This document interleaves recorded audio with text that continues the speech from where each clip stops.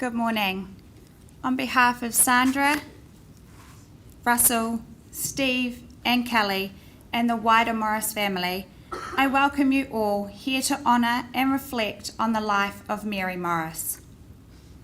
We come to say our goodbyes with care and respect, but also to celebrate with joy all that she meant to each of you here today. My name is Hayley Paul, and it is my privilege to officiate today's service. And as the service unfolds, we will talk, we will cry, we will laugh, and we will reflect, all of which I hope you take away today as a lasting memory. It is really important for you as Mary's family and friends to have created this time in your busy lives, to be together and to remember her and all of her qualities and quirks, to celebrate the life she had, the woman she was, and to help yourselves with the process of coming to terms with her passing. Today is a chance to be together in your grief, to have a good cry, to laugh at the stories told, and to reflect on who Mary was to you. You all have different memories. You all had a different relationship with her, but today you are not alone in your sadness. Be there for one another. Be kind to one another. You're honouring Mary's life by being here today, and she will know that. A warm welcome is also extended to those that cannot be here today, but that are watching via our live stream link. To begin, I have been asked to let you know that following Mary's service, refreshments will be served in the foyer. You are warmly invited to stay on to support each other and spend time sharing your memories and stories about Mary to help keep her memory alive. I do also ask, please, that if you have cell phones, could you please ensure that they are on silent. Following the refreshments, the family would also like to extend an invitation to accompany them to the Waihi Cemetery, where we'll lay Mary to rest in an intimate burial service. Also, if you feel generous, please know that on Mary's notice in the New Zealand Herald, there was a link to make a donation to Waipuna Hospice. This will be greatly appreciated and go to a fantastic cause. Following the burial, the family will be making their way to the Waihi Beach pub on Wilson Road. It is here that they welcome you to raise a glass in Mary's honour and continue to share your stories. It is very clear seeing you all here today that Mary was a very special person. I don't think there is anyone here who does not feel enriched by knowing her. After spending some time in the week with Mary's family, my first question to them was to describe Mary in 3 words. Not sure who I was kidding. 3 words was never going to be enough. The list went on, and while I never met Mary, the family's words to describe their wife and mother painted a pretty good picture to me. I learnt quickly that she was a person vitally interested in others. The words used to describe Mary to me were fun-loving, uncomplicated, authentic, practical, extrovert, collector of people, fueled by others. A spade is a spade, and you got it how it was. Mary shared a great sense of humour to those that she attracted. She had a love for travel and playing and watching sport. I would like to now take you on a wee journey of Mary's life written by her nearest and dearest. Mary Morris, born in Te Aroha, 14th of March 1941, to Bill and Louisa Matthews, and youngest of 11 children.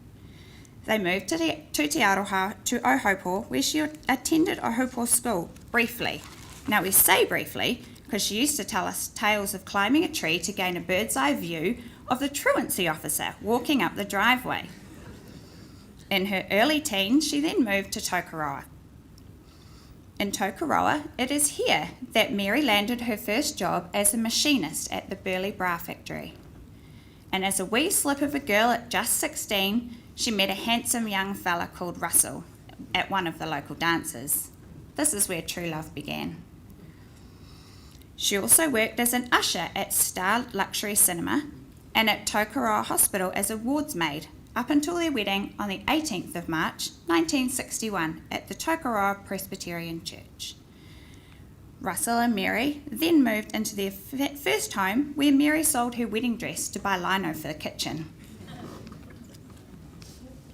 In August of the following year, they welcomed Sandra, and Mary was grateful to have her mother just around the corner. 3 years later, Stephen was born, and in 1971, baby number 3, Kelly, was born. The first grandchild, Ruby, was born in 1991, and the next 5 followed in reasonably quick succession, with 7 years between the first and the last. In her early 20s, Mary took up badminton and tennis and was still playing both in the recent years. Following her mastectomy, she had one important question for the surgeon, and that was, when can I play tennis again? In her latter years, she added pétanque to her sporting repertoire. Also, as an avid fan of sport watching and an enthusiastic sideline supporter of her children and grandchildren, Mary contributed to the transport at every opportunity she could for whomever needed a ride. With a love for travel, just some of the places Mary frequented and visited were Norfolk Island, more than once, Fiji, Australia, most of it over many visits, Singapore, Indonesia, USA, Argentina, Rarotonga, and the big Europe trip. She also loved her annual trip to Waihi Beach with her sisters. In 1987, Russell and Mary bought a section at Waihi Beach, where they built the Batch and their family home, which became the great place of memories for both family and friends over many generations and years. They sold up and moved to Katikati in 2013. Knitting and cross-stitch was another passion. "I'll just finish this row," was often quite heard. She knitted professionally for a local wool shop. We would watch in awe as she simultaneously knitted and watched Days of Our Lives, somehow giving her full attention to both. Now, us women sure know how to multitask, especially as mothers. Everyone has a predominant language by which they express their love for others. Mary's was acts of service, things that require thought, planning, time, effort, and energy, and if done with a positive spirit, which they were indeed expressions of love. Mary was a collector of people, good people, the Rainers, Woolmaba Tours, Aussies, badminton, tennis, and pétanque friends, as well as neighbours, just to name a few. Now, to add more depth to Mary's life, I would like to invite Kelly, followed by Sandra and Steve, to come forward to share their memories and say some words from their heart. We will also hear from a couple of others which will follow on.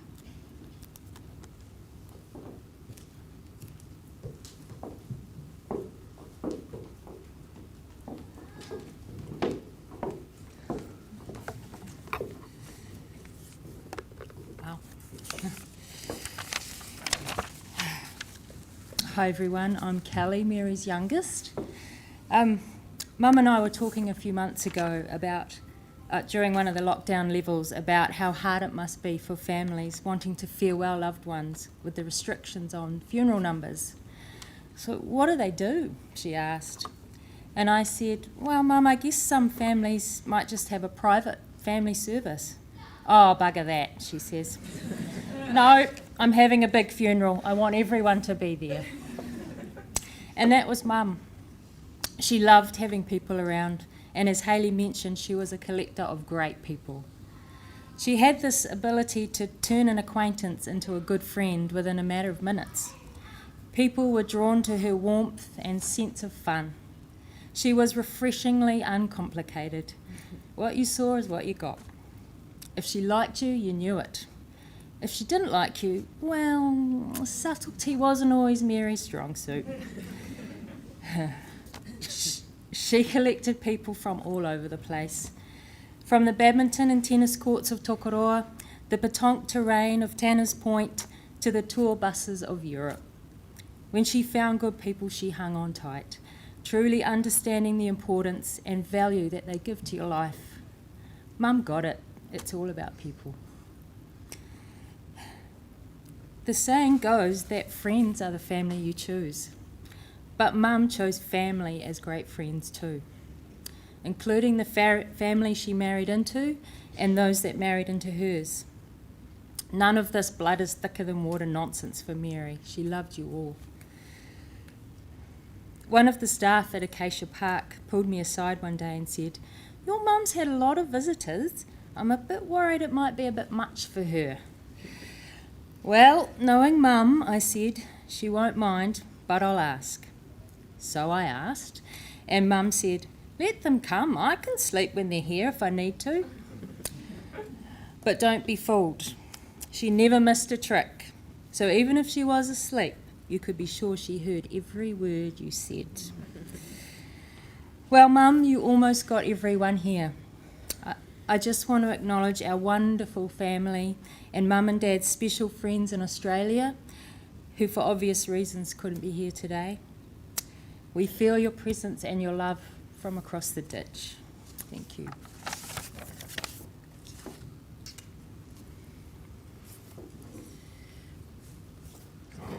Hi, I'm Sandra, Mary's oldest daughter, and I can already hear Mum saying you should have put that on paper, but I'm going to do it on the phone because I'm modern. My mother, Mary Jane Morris, was a strong-willed, very practical person. She was down to earth and called a spade, and you always knew where you stood with her. There was no guessing. She was also very impatient and wasn't someone who waited for things to happen. She made them happen, even if her timing was a little premature at times. Mum was a homemaker her entire married life.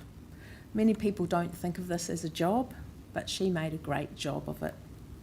Mum worked hard to raise her family and was always there for us when we needed her. She was up early making lunches and getting us ready for school.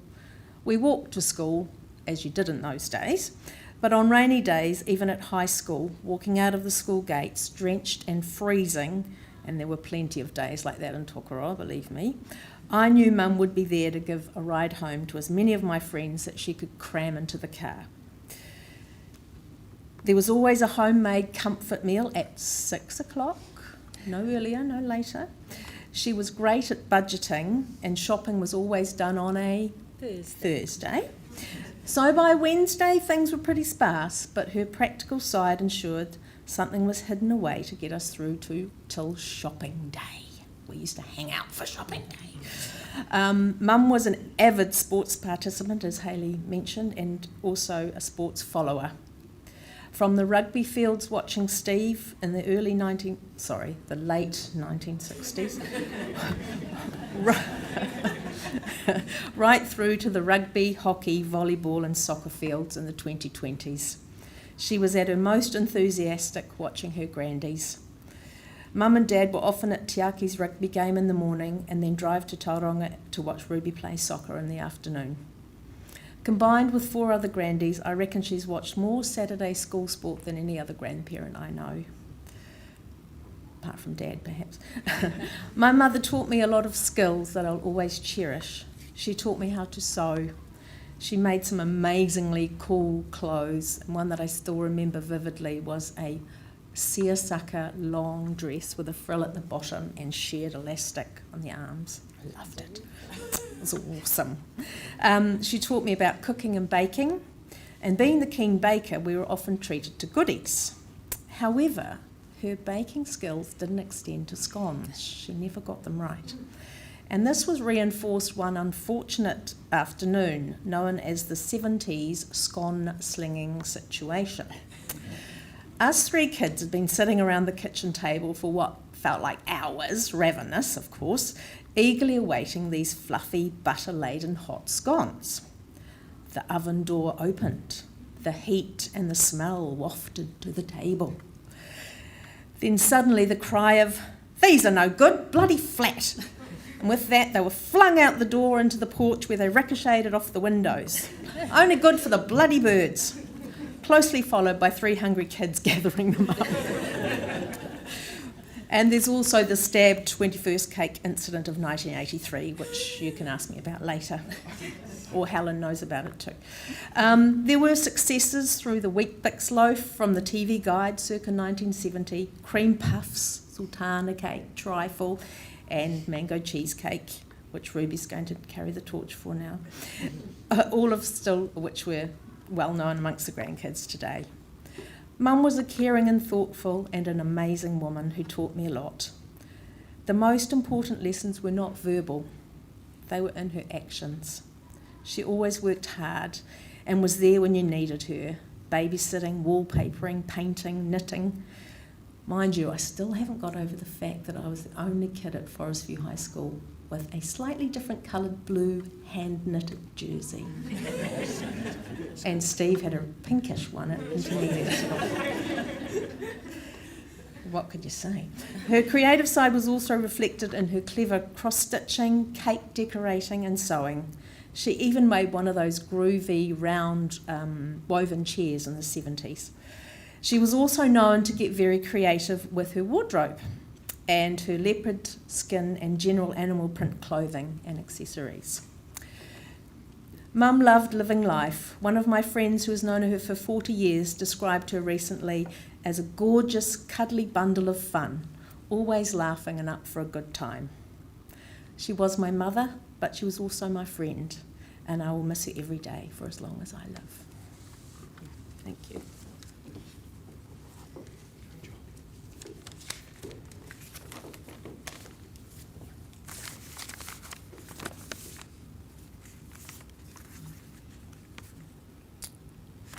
Hi everyone, I'm Steve, Mary's son. Now it goes without saying that Rusty loved Mum to bits, and it also goes without saying that at the moment he is incredibly grief-stricken. But today Dad, as sad as he is, would prefer to share words of thanks and gratitude as we continue to celebrate Mum's life. So Dad would love to have individually thanked everyone, but sometimes that just isn't possible. The size of this gathering this morning is a case in point. Therefore, Russ wanted us to pass on some words on his behalf to you all. Words of thanks and words of appreciation. Thanks to the people that have shown him and the rest of the family so much support over the last 9 months. It has been much appreciated, and because of this, Mum's journey, as challenging as it was made with as much love and caring as possible.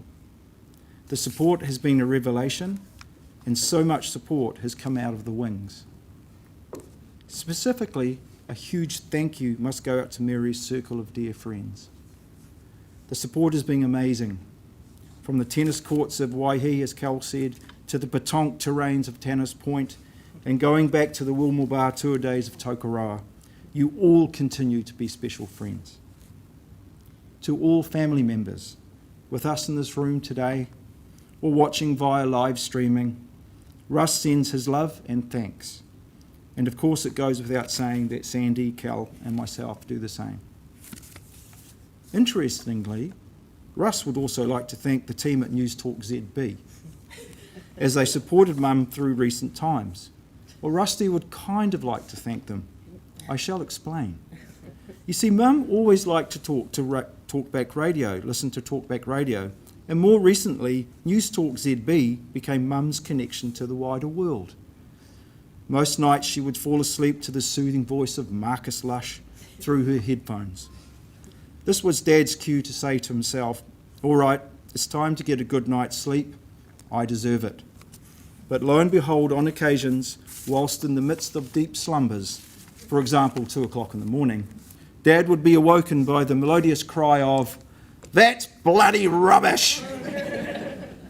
See, it seems that even when she was feeling crook, Mum still required, 1, very little sleep, and 2, she never lost the ability to have strong opinions on things.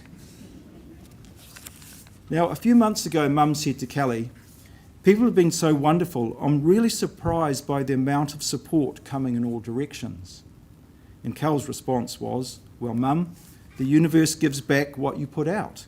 You're a good person, and so it will come back to you." And as an example of this, This very week, a Patonk friend was passing on her condolences to Dad. And as they talked, she reminisced. On the terrains we played on, where the most laughter and fun was at, was always the terrain Mary was playing on, and we all wanted to be there. And it's true. You see, Mum put out fun and laughter to all of her friends, and the universe gave back. And that's Mum in a nutshell. Shocked and surprised by the numbers of visitors knocking on her door and why people loved her. Friendliness is an amazing virtue to have, especially in a world today that seems so polarised. So I'd like to finish with a quote this morning that summarises how Mum surely viewed friends and family, and it reads, "Family and friends are hidden treasures. Seek them and enjoy their riches." Thank you.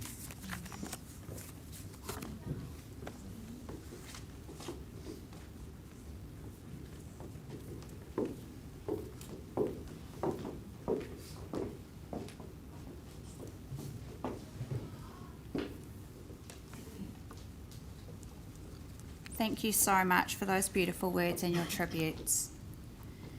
I'm now going to ask the next generation, her grandchildren, to come forward to share some of their moments and personally express their love for Mary.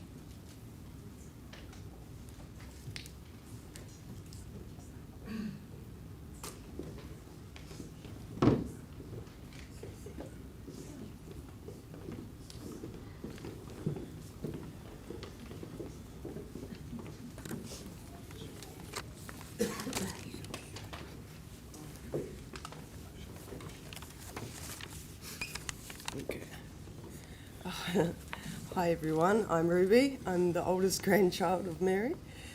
And we're going to read a little poem to you guys today. She is gone. You can shed tears that she is gone, or you can smile because she has lived. You can close your eyes and pray that she will come back, or you can open your eyes and see all that she has left. Your heart can be empty because you can't see her, or you can be full of the love that you shared. You can turn your back on tomorrow and live yesterday, or you can be happy for tomorrow because of yesterday. You can remember her and only that she is gone, or you can cherish her memory and let it live on. You can cry and close your mind, be empty and turn your back. Or you can do what she would want, smile, open your eyes, love, and go on. Yeah, dear Nana, it's from basically all of us here. Thank you for the memories we created, the fun, the laughter, the joy, and the tears that we shared. Thank you for showing us what it meant to have strength in the face of fear. Thank you for loving us for who we are and for what we love to do. But know that whenever there is a party, we will think of you. When there are prawns, custard squares, or trifle mango cheesecake, we will remember you. And when the family is around, we know you'll always be there in spirit. Because our lives have changed. Yeah, it will never be the same without you, but you live on through us and through what we do. To my 5 cousins next to me, remember what Pop said to me hours after Nan's passing. Nana loves you guys, so never forget that.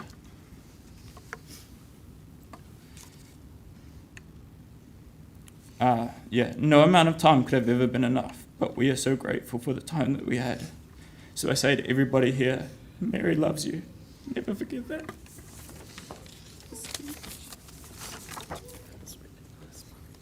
Thank you.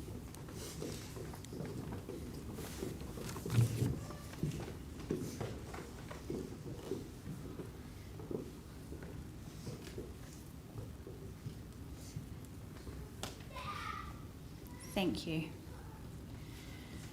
Would Richard Rayner, a lifelong friend, please come forward to share some memories that you have with us?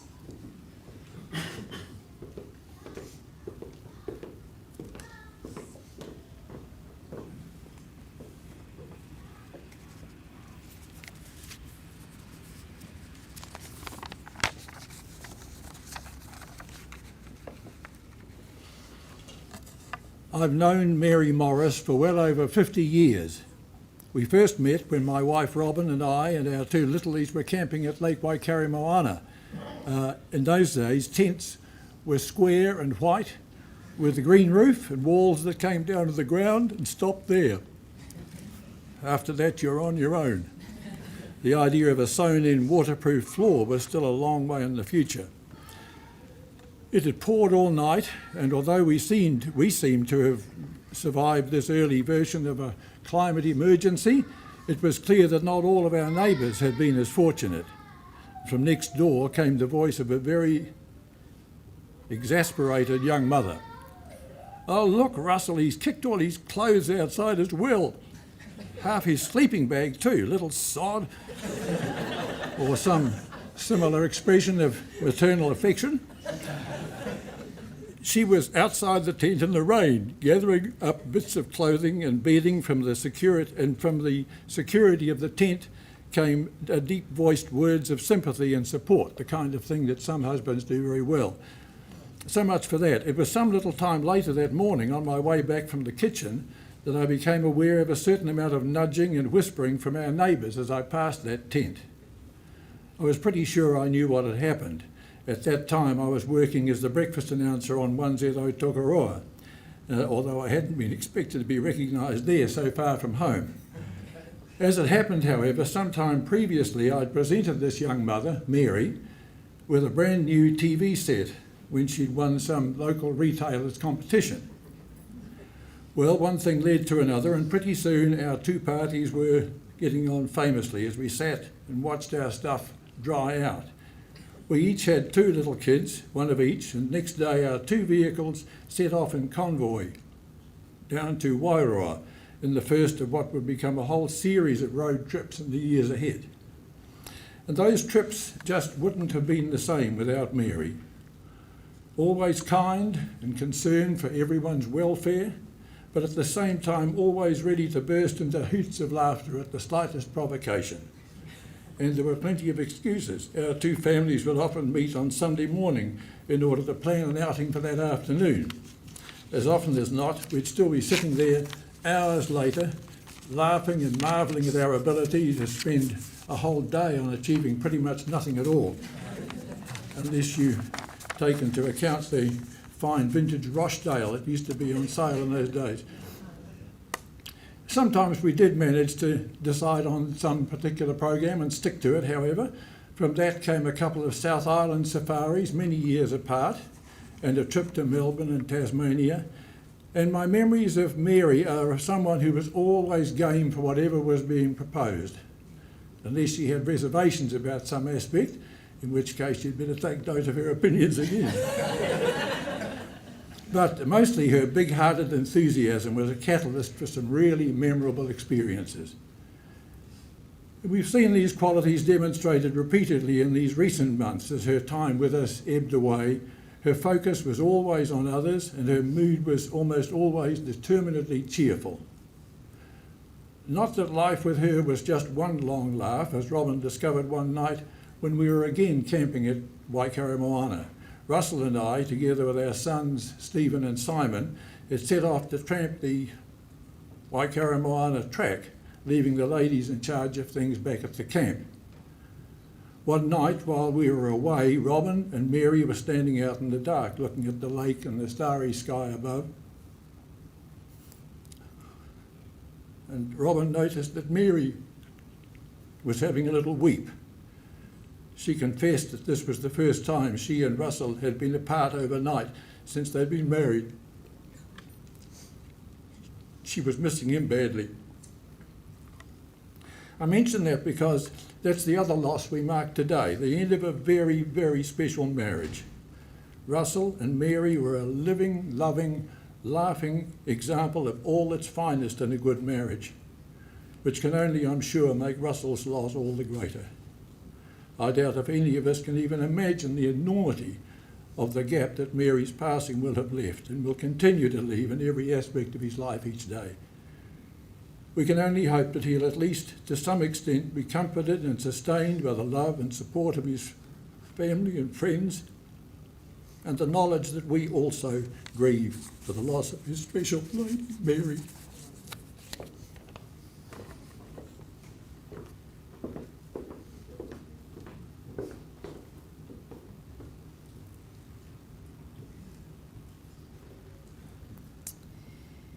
Thank you to you all. It is not always easy to speak when the moment comes, but you have truly honoured your mother, your nana, and friend, and shown us all just how much Mary loved her family. We're now going to take time to remember Mary by watching a collection of photos, some special moments in her life, a photo tribute that has been put together by her family. Now this is a time to be still, a time to remember, to perhaps reflect on those things not said, those things not done, and a time for thanks and a time for you to farewell Mary in your own way.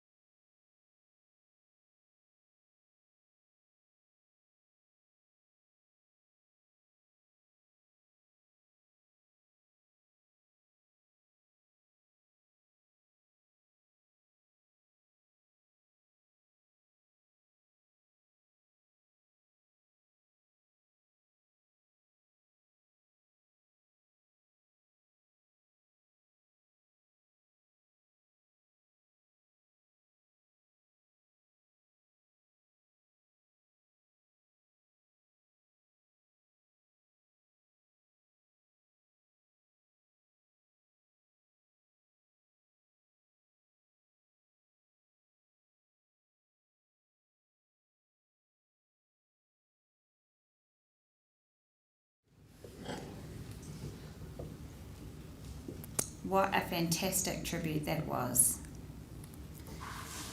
Before we farewell Mary, the family have asked me to share their thanks and pass it on to the staff at Waipuna Hospice. If you are here today or watching, thank you. Thank you for your time, your patience, your gentle words, your kindness, going above and beyond, and your guidance to ensure that Mary had a safe and peaceful final journey. A special thanks also goes to the staff at CHT Acacia Park. Your kindness has definitely been felt. It is now time to say goodbye to the Mary you have all known and loved. She will be with you when you hear things that she would have said, read things that she would have been inspired by, and do the things she nurtured and encouraged you to do. I invite you all to stand.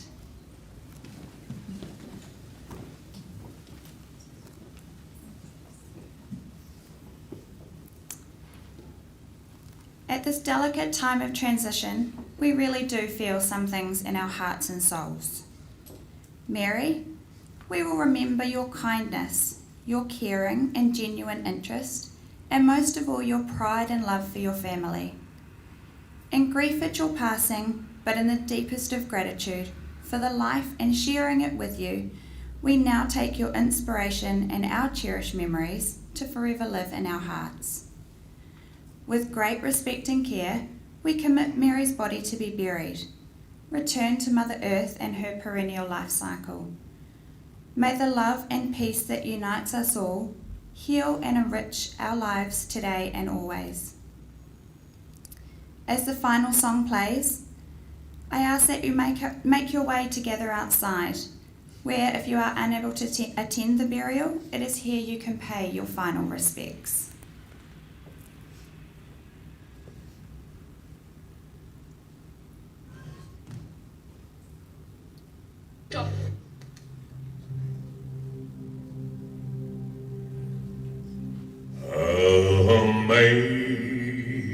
Amazing grace, how sweet the sound that saved a wretch like me.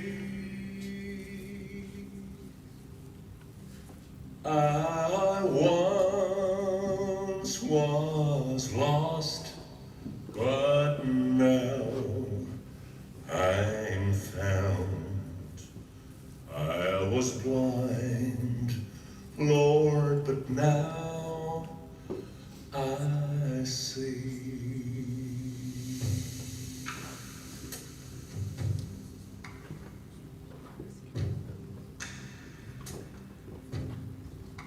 Through many dangers, toils, and snares,